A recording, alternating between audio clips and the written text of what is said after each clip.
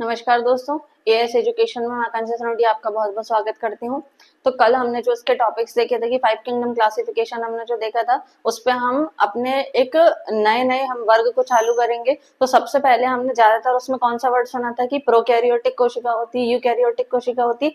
इस प्रोकैरियोटिक और यूकैरियोटिक को जानने के लिए हम उन दोनों के बीच में डिफरेंस समझेंगे कि ये होती क्या है, इनमें क्या क्या चीजें प्रेजेंट होती हैं, क्या क्या चीजें प्रेजेंट नहीं होती है। तो किसी भी जीव के बारे में जानने के लिए, किसी भी किंगडम के बारे में जानने के लिए हमें सबसे पहले यही चीज पढ़ना पड़ेगा कि प्रोकैरियोटिक कोशिका किसमें होती है, यूकैरियोटिक कोशिका किसमें होती है।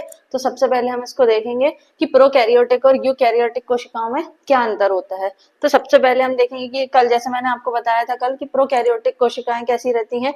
ये जो कोशिकाएं रहती हैं इनमें अविकसित केंद्रक रहता है। इनकी जो कोशिका रहती है वो कैसी रहती है, जीव द्रव्य के अंदर बिखरी हुई पड़ी रहती है, मतलब कुछ भी चीज वेल सेटल्ड नहीं रहती है। दूसरा हमारे पास हम इसी में देखेंगे कि यूकैरियोटिक में कैसा रहता है। यूकैरियोटिक में वेल डेवलप्ड केंद्रक पाया जाता है। जैसे अगर हमारे पास ये कोशिका है, कोशिका के अंदर हमारे पास इस तरह से इसका न्यूक्लियस स्पष्ट रूप से दिखाई देगा, ये सुविकसित केंद्रक रहेगा। लेकिन इसमें कैसा रहेगा, एब्सेंट रहेगा, इसमें कोई केंद्रक नहीं मिलेगा।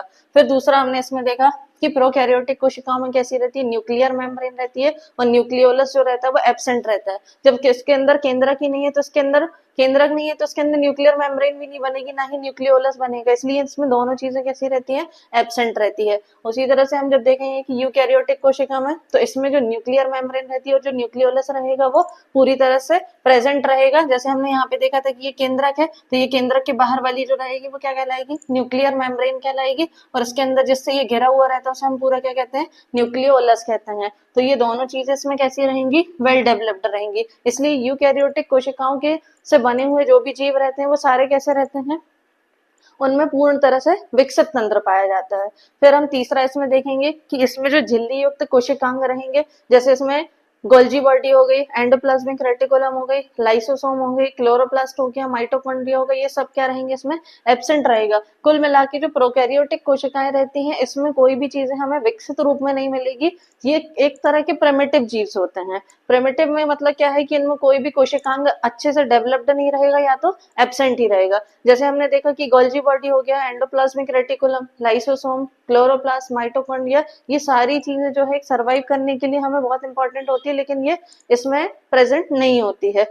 उसी तरह से हम अगर यूकैरियोटिक कोशिका में आएंगे तो यूकैरियोटिक कोशिका में ये सारी चीजें वेल डेवलप्ड रहेंगी, मतलब उसमें हमारे पास गोल्जी बॉडी भी प्रेजेंट रहेगी, एंडोप्लाज्मिक रेटिकुलम भी रहेगा, लाइसोसोम भी रहेगा, क्लोरोप्लास्ट भी रहेगा, माइटोकॉन्ड्रिया भी रहेगी, जिससे वो अपना भोजन, पोषण, प्रोटीन सारी चीजें इकट्ठा कर पाएंगे। फिर हम इसके चौथे वाले पॉइंट में आएंगे